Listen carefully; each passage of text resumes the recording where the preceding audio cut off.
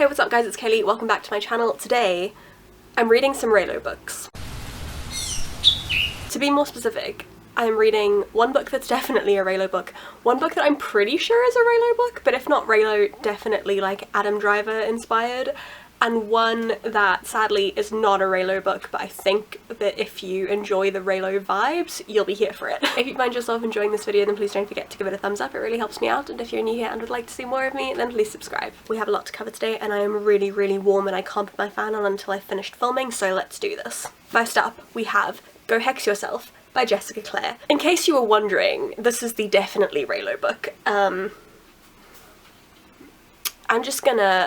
I'm gonna insert just a zoomed in shot of these two here faces, and yeah, you can tell me if they look like anyone that you're familiar with. But just in case you're not sold on the artwork, I can also tell you that the main character in this book's name is Reggie Johnson, Johnson being a popular last name for Rey in fanfiction as an homage to our Lord and Saviour Rian Johnson, director of the best film in the Star Wars sequel trilogy. Her love interest also is called Ben. A phrase that we often bandy about when we're talking about fanfiction being turned into like published novels is filing off the serial numbers, and I feel like in this case they didn't even necessarily use like an industrial grade file. They used like a nail file, you know?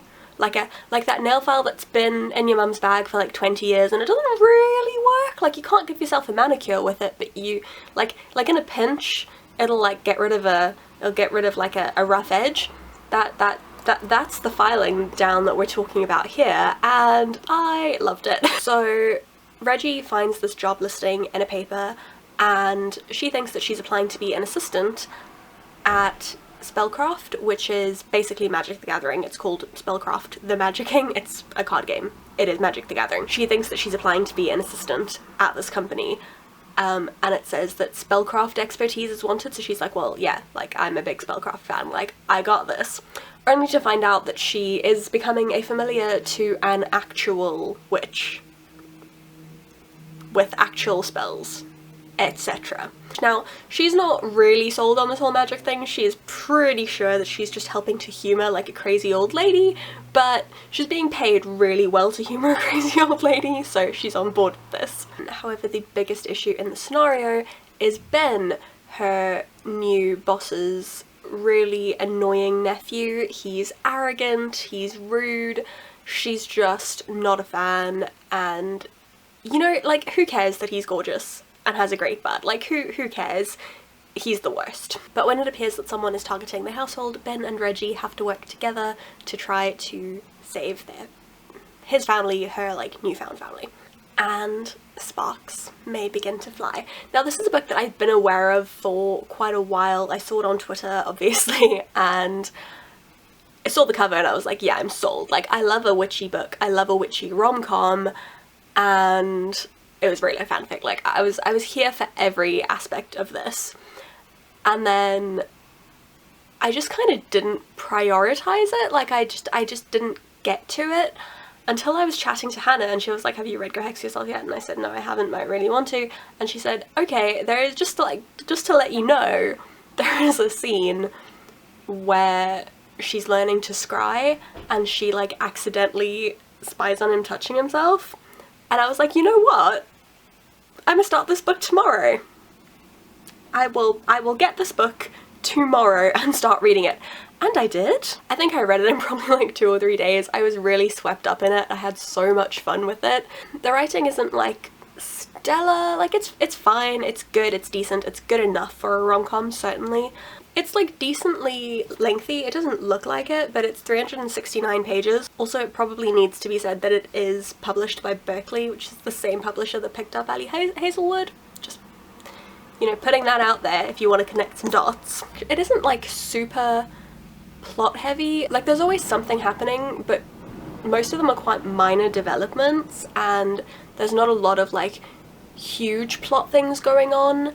Like, the plot moves along pretty gently, leaving a lot of room for Reggie and Ben to kind of explore their feelings for each other, because it is dual POV, so you get to see the pining from both sides, and just, oh, we love to see it. We absolutely love mutual pining. It's not quite enemies to lovers, like they're not enemies, but they're definitely quite like tetchy and antagonistic, and I love a good antagonists to lovers arc. It's a great time, chef's kiss, and it was executed, I thought, beautifully in this. The sex scenes were a good time, like nothing groundbreaking or revolutionary, but they did have the two hallmarks of a Reylo sex scene, which is that Ben is large and really enjoys going down. I don't know where the oral fixation came from. I'm not mad about it. I don't know where it started, but it's a thing. It's a thing, and you know what, it is fanon at this point. Like, it is so deeply entrenched in Reylo lore. Yeah. The secondary characters in this are really great as well. Storm Pilot makes an appearance because of course they do. Drew is fabulous. I absolutely love her. She is Ben's great aunt and the witch that Rey is apprenticing to. She's just fabulous. She's so much fun. She does give me Leia vibes, even though she's not Ben's mum, and his parents, like where his parents are, is addressed in the book. There's one very specific kind of portrayal of Leia in fics that I really enjoy. It's, if I'm going to read about her, that's the way I prefer her to be represented, which is just like very kind of sweet and doting, but annoying, and is always just like trying to fix Ben up, and is very like meddlesome. That's my preferred way to read about Leia. If she's gonna have been like a bad mom who abandoned her son, I'd rather she not be there. So Drew kind of lined up really nicely with the way that I like reading about Leia, so in my mind she just was Leia, even though she's not his mum. There is, I mean, she's not even a secondary character, she's a tertiary character, but just on the, while we continue to be on the subject of like using the tiniest old rusty nail file to file off the serial numbers on this one, there is a character called Gwen, who presumably is Phasma. Gwen has just become, because Phasma doesn't have a first name that is mentioned in the films, I don't know if she does like in the books, Gwen has become kind of the standard first name for Phasma in fics, because obviously she was portrayed by Gwendolyn Christie. She was not a character that I particularly enjoyed, but she did allow for some moments that I enjoyed. The most exciting secondary characters in this book is that we have the seeds planted for Ginger Rose, which is the next book. The next book is about Ginger Rose, and I'm so excited. Also, some other things that kind of line up with canon is that Rey's parents are the worst and did in fact like basically abandon her and leave her to raise herself. The difference is that they come running back into her life every time they need something from her, so it's a different kind of abandonment to what we've seen before, and Ben's parents are out of the picture for reasons that are a bit spoilery, so I won't go into those. But yeah, an element of Reylo fanfic that I always love is Ben and Rey bonding over their kind of difficult parental situations, because I think that that's something that's so true to canon, and the bond that they share in the canonverse comes so deeply from like this feeling of being alone and being isolated, so I love when that gets translated into fic as well. Like I said, I enjoy when Leia is there and is a good mom. Like, there's nothing I love more than Han and Leia being around and being like the best parents, but if they're not going to be around, I enjoy my little space wizards bonding over their shared trauma. It was a really good time. I enjoyed it a lot. I think if you enjoy a witchy rom-com, you'll have a good time with it. I don't think you necessarily need to be a Reylo to enjoy it, although I think it does add to the reading experience. I gave it 4 stars. Would recommend. Then the next book that I don't know if it's Reylo fanfic yet or not, I'm going to read and discover and then tell you about, is Dead Romantics by Ashley Poston, which I'm super excited to read. I'm gonna head off and read Dead Romantics and I'll be back to tell you about it. Okay, so we're back to talk about the Dead Romantics. This book took me by surprise a little bit, I won't lie. I was expecting to enjoy it. I was expecting possibly to even love it, but I don't know if I was expecting to love it quite as much as I did, and I definitely wasn't expecting to spend like a solid like 20 minutes just bawling my eyes out because of how beautiful this book was. So elevator pitch, we have Florence Day. So she is the ghostwriter for a very famous romance novelist, and it is her deadline. She is at deadline for the next book, but she had a breakup a year ago, and since then she has ceased to believe in love, and how do you write romance when you don't believe in love, right? So when her brand new, very hot editor Benji Andor we'll come back to that, refuses to give her an extension. She's just like, okay, well that's it, my career's over, like, I am done for. Then a family tragedy happens and she has to go back home to the small town that she grew up in, that she left,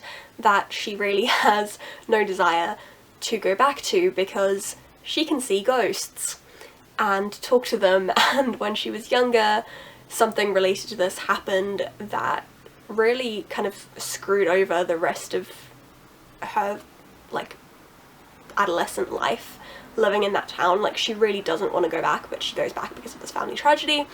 And one night she opens the door to find her still very hot but now undeniably dead editor standing on her doorstep. So over the course of this week, Florence is trying to help him figure out what his, like, unfinished business is so that his soul can be at peace, so that he can pass over into the next life. But they start getting to know each other a little better and sparks begin to fly, and Florence has to keep reminding herself that she cannot fall in love with a ghost. But maybe, just maybe, he can convince her that love is not dead after all. So kind of what I remember from my last clip is saying that I know that the love interest, at the very least, is based on Adam Driver, because Ashley Boston has confirmed this on Twitter. But I wasn't sure if it was actually Reylo fanfic, and all I'm gonna say is this is an episode 9 Fix It fic. I suspect this didn't start off as a fic. Like, I suspect this was not a fanfiction that's been turned into an original work. I suspect that this is an original work that was written in with Reylo vibes and references, but there is no doubt in my mind that this is an episode 9 Fix It fic. And if you are in the fandom, you will know what I mean. You will understand exactly what I mean when I say that. It was absolutely glorious. I adored this book. The writing is just phenomenal. There's a lot of musing on death and loss and grief that is just heartbreakingly gorgeous. I sometimes think that I don't experience loss in, like, a normal way, that I don't process it in a normal way, and I've never felt the grief that is depicted in this book. But just from some of the reviews that I've read, so many people have said that the depiction of grief in this book just made them feel like so seen and understood. For me as a reader, it was beautiful. Like, it was just a masterclass for me in writing about grief and loss, and it made me feel more than I've felt experiencing those things. Oh my god, I'm making myself sound like a sociopath. So the writing all around was great, but that was the one thing I really wanted to highlight. The characters are wonderful. So our main character, Florence Day, is fantastic. I adored her. I didn't write this book, but she's basically a self-insert for me. She's me like this. It possibly is a thing to consider picking up. Yeah, Florence is fantastic. I adore her. Benji is, I mean, he's the love interest of dreams, isn't he? But also, he's Ben Solo, so of course I was gonna adore him. You know what, while we're on Ben, let's just talk about the Reylo references. So obviously, Benji Andor. His name is Ben, his surname is Andor, which is like the one word that over the last year, even if you have no understanding of Star Wars, you would have understood as like a Star Wars word, because Andor was everywhere. They work at Falcon House Publishing. Her best friend's name is Rose. There's also a moment where, what is this one? Oh, a perfect dynamic, a refined editor and his chaotic gremlin of an author. So Rey is often described as a chaos gremlin in Reylo fanfic. She's just generally chaotic in a lot of fics, but specifically the words chaos gremlin I have seen used to describe her more than once, and Ben often acts as the antithesis to that, as very like refined and cultured. He comes from money generally, so I really enjoyed that little moment.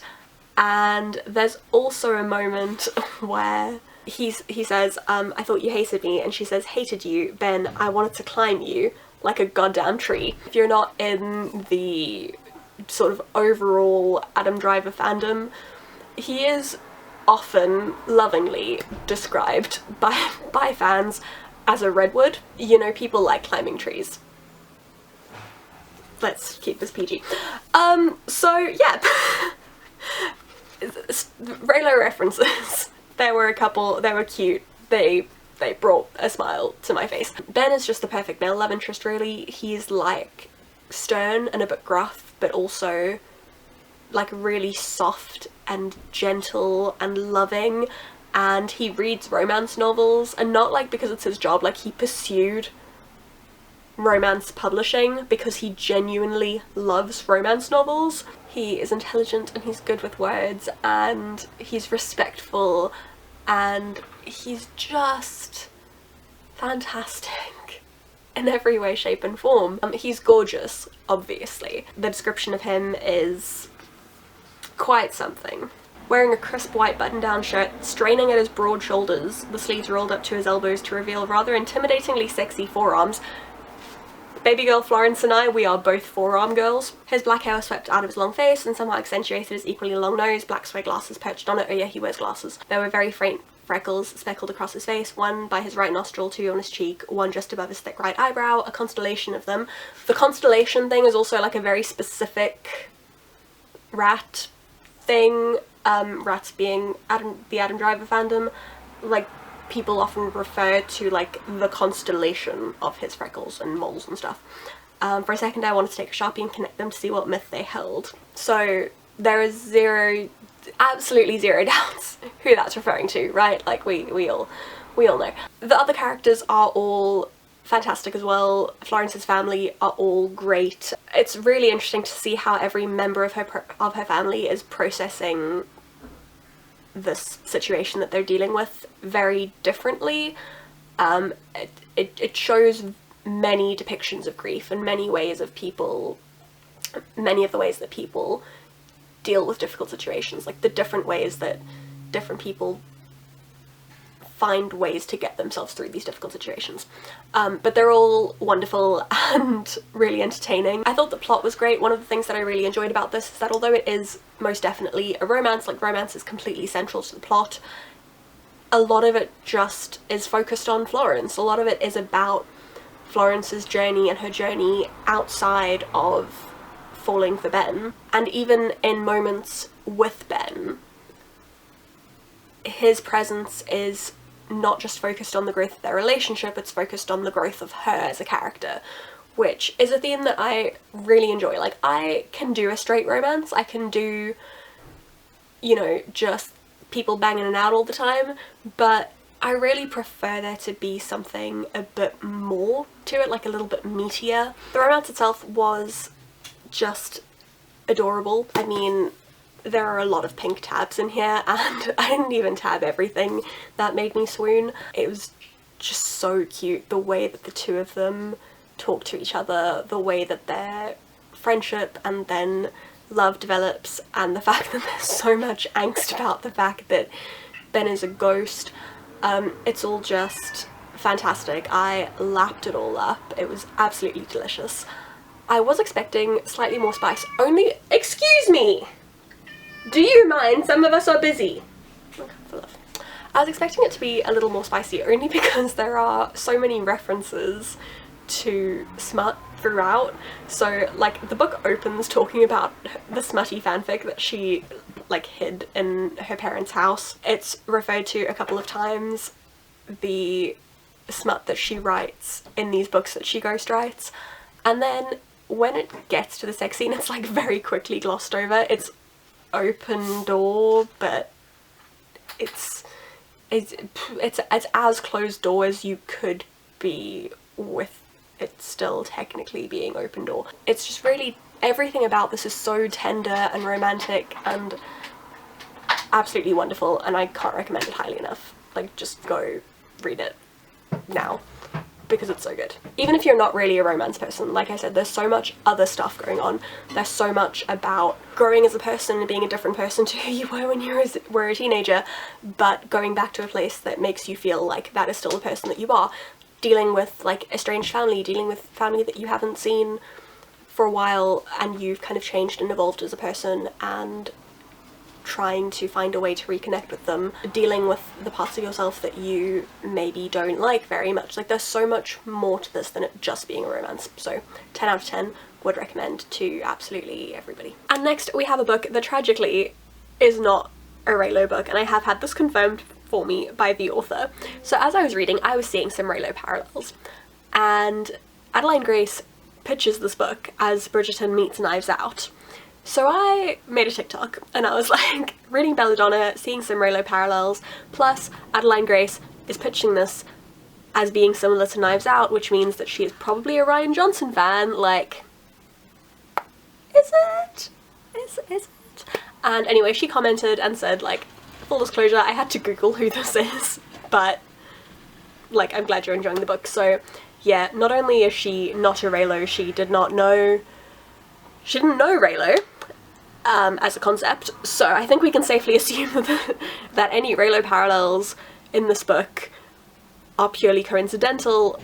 But still, I think that if you are here for Reylo vibes, like particularly like canonverse Reylo vibes, I think that you will be here for this book. So I initially was buddy reading this with Melanie Smith, and I read the first half over the course of probably about a week, and then just had like no time to read for a little while, and finally came back to it and finished it in I think 2 sittings because I was just so obsessed with it. And the whole time that I hadn't been reading it, I was thinking about it. Like, it captured my imagination so fully. I was just thinking about it and the characters all the time, and I just absolutely adored it. So basically we have a 19-year-old woman called Signa. She was orphaned as a baby and since then has just gone through a string of guardians, and her whole life death has seemed to follow her. All of these guardians that she's gone to have somehow ended up dying. It's tragic that she's never had like a home or a sense of kind of safety or security, but also all of these guardians have been more interested in her immense wealth than in like her happiness and well-being, so is it that much of a loss? Remains to be seen. Anyway, her most recent guardian dies and she's sent off to live with the Hawthorns at Thorngrove Manor. Thorngrove. So we have 3 Hawthorns remaining. So we have Elijah, who's the patriarch of the family, and his wife Lillian tragically died, I think about a year previously, and he is mourning his loss with just endless parties, drinking to excess. In my mind, they're very much like Baz Luhrmann Gatsby kind of parties. It looks like a fantastic time. His son Percy is desperately trying to like hold on to the family's crumbling reputation because obviously everyone is looking at his dad and being like, man's lost the plot, like he's not in control of his business anymore, he's not in control of his family, he's just like, he's not doing anything except partying. And Percy is just like trying to like hold on to the family business, protect the family name. And Blythe, his daughter, Elijah's daughter, not Percy's daughter, Blythe is Percy's sister, is suffering from a mysterious illness. So Signa gets to Thorngrove and is hit with all of this, and on top of that starts seeing the spirit of Lillian, Elijah's dead wife, who claims that she was poisoned and murdered. And Signa realizes that whoever poisoned Lillian is likely the same person that is making Blythe sick, and she is going to have to figure out and solve this mystery and save this family. So she teams up with Silas, a surly stable boy, and the 2 of them start investigating what's been going on. However, what I should have mentioned is that yes, death has followed Signa around in that everyone that she's ever gone to live with has died. However, death has also followed her around in a slightly more tangible way, because the veil that exists between people and death that exists for normal people does not exist for her. So every time one of these people in her life has died, death himself, death personified, has appeared before her, and she is able to speak to him and communicate with him and see him in a way that no one else can, which is also why she's able to see ghosts and communicate with spirits, and why she could communicate with Lillian and find out that she was poisoned. So Signa realizes that she's always had a really antagonistic relationship with death, because obviously she thinks that he's evil. She's like, you take away people's lives, like you make them, you control the dying. So she's not really keen to partner with him, but she does realize that her best chance at solving this murder is by aligning herself with him and learning to use the powers and skills that she does have as a result of kind of her link to death, and learning to control her powers and essentially like come into her own and become the person that she was meant to be. But as their relationship grows, as their connection deepens, she starts to realise that he's actually a bit more irresistible than she probably would like. So I absolutely adored this book. Like I said, I read the first half of it and then just devoured the second half because I couldn't stop thinking about it. It is absolutely beautifully written. It was the first book of Adelaide Grace's that I've read, but I'm definitely going to go back and read the All the Stars and Teeth duology because her writing is just fantastic, and it definitely captures the era while still feeling like fresh and modern. Like, it doesn't feel like you're reading a classic, but the language does also feel true to the time period. It's a really fine balance and she walks it really well. The characters are excellent. I would die for Signa. Like, ironically, I would die for Signa. Death definitely had me feeling some type of way. And Silas, I was very much here for Silas. Very much here for Silas. The plot is so good and twisty and delicious, and there are so many, I don't even want to call them red herrings because I don't think she's trying to trick you. I think she's just crafted a really good story where a lot of people are naturally very suspicious. Like, there were a lot of people that had very sus behaviour that I didn't feel like she was trying to make me think that they were the murderer, but I just felt like there were a lot of people that were very sus, you know? And I enjoyed that. I enjoyed that there was a lot of, like, intrigue, but without her very pointedly saying, oh, please look over here so that I can stop you looking over here. It was just like, hey, you should probably look over here. Like, this is interesting. Like, it's not the murderer, but it is interesting. And that's going to stop you looking over here. And I appreciate that. It stopped me from seeing the murderer just by keeping me interested, not by, like, straight up lying to me, you know? That's my kind of murder mystery. And I will admit that I did not see the murderer coming. Again, the person that is behind all of this, I did look at and I was like, something a little bit shady is going on over here, but I was not expecting them to actually be the mastermind of this whole situation. So I was pleasantly pleased with the murder mystery aspect of the whole thing. So I just thought all the characters were really well drawn out, really well developed. Even the secondary characters I got a really good sense of, and it's a decent cast. I mean, Signa is really our main character, followed by Death, and then as for the rest of it, it really is an ensemble piece and everyone gets quite a bit of attention, and I just thought that the whole thing was balanced really well. Onto romance, there are kind of the rumblings of a love triangle in this book where Signa is feeling very drawn to Death as their connection deepens. She's kind of feeling this irresistible pull to him. Like, they obviously have a very deep connection that goes beyond,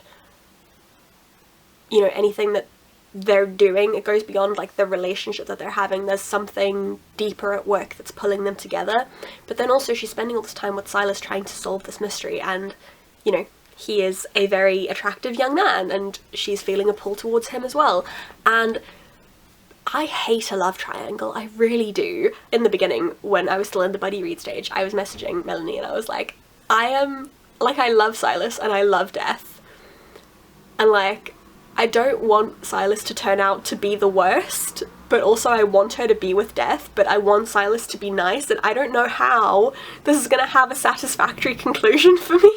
That tension was just balanced so perfectly, where in whoever she was with in the scene, like, generally in a love triangle, I have a very clear favourite, and in this case, I was like, Death was my favourite. Like, I wanted her to end up with Death, but also, every time she was with Silas, I was like, I know I still want her to end up with Death, but also, like, this is so good. Like, I'm so here for this tension. And the build of the romance was just exquisite. Like, there is so much intensity and yearning and angst, and it's just absolutely delicious. Like, I aspire for the day that I can write yearning the way that this book presents yearning. It was just fantastic. It also has a sex scene that I feel like is a masterclass in writing sex that is sensual rather than smutty. Like, it's very clear what's going on. It's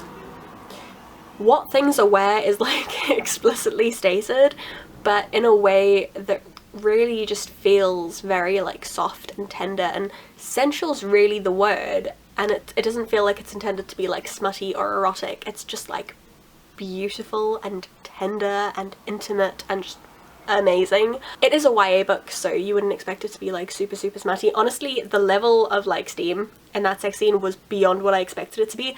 That said, this felt to me like an adult book. I don't know, just the writing style and the way that the plot developed, it felt to me like an adult book. And I was actually talking to a friend of mine, and she said that whenever a protagonist is 19, she's always a bit like, eh, because it does feel like it was intended to be an adult book, and then they aged her down slightly to make it marketable to YA, because it is just a bigger, more profitable market, especially for a book like this.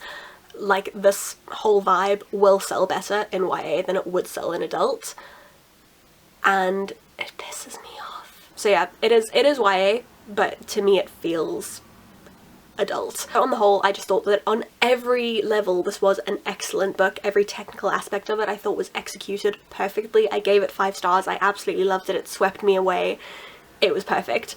And to quickly touch on why I got the Reylo vibes, and particularly the like canon Reylo vibes, we've got this like plucky young girl left by her parents for whatever reason at a really young age, kind of has had to make her own way in the world. Even though in this case she's had guardians and stuff, she's still had to become like very self-sufficient and very self-reliant. And she's plucky and she's sassy, and she can be a bit grumpy. She doesn't fit into society even though she desperately wants to. And then we have this like dark, brooding prince who seems like one thing on the surface. He appears to be evil and like he does all these terrible things, but if you look just like one level below that, there is all of these things that he's done that are deemed to be bad things. One, are coming out of like necessity and obligation. People have to die, that is the way of the world, and it's his job to do that.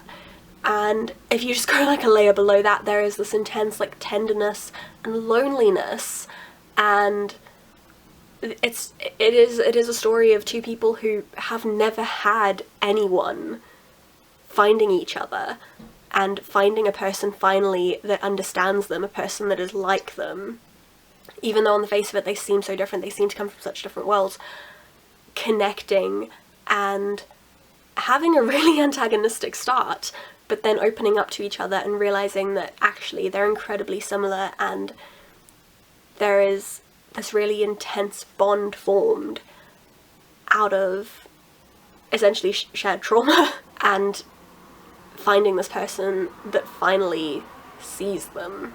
So like on the surface, as I started reading it, I was just like seeing like plucky young girl and like brooding dark prince, and I was like, Reylo. But then as it went on and their personalities developed more and their relationship developed more, I actually started seeing more and more parallels in like a more intimate level, and I was just absolutely obsessed with this. Can't recommend it enough.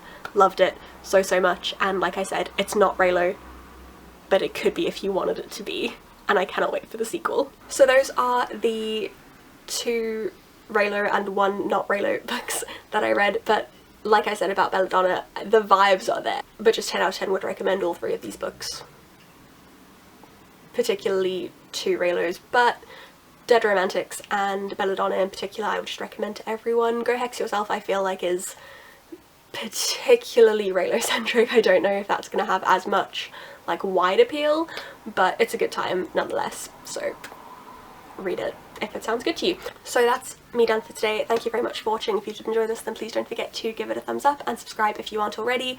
Let me know in the comments any books that kind of have similar vibes. If you have any recommendations, or if you have any like requests for similar videos along this line, I'm enjoying more and more doing these kind of themed review videos. Let me know in the comments what you thought. In the description you'll find links to all of my other social media. That's my Facebook, Instagram, Twitter, Goodreads, my website, and my like art Instagram. You'll also find links to my Redbubble and my Ko-fi account if you'd like to support me using either of those. But that's it for me today, and I shall see you all again very soon. Bye! My life is grounded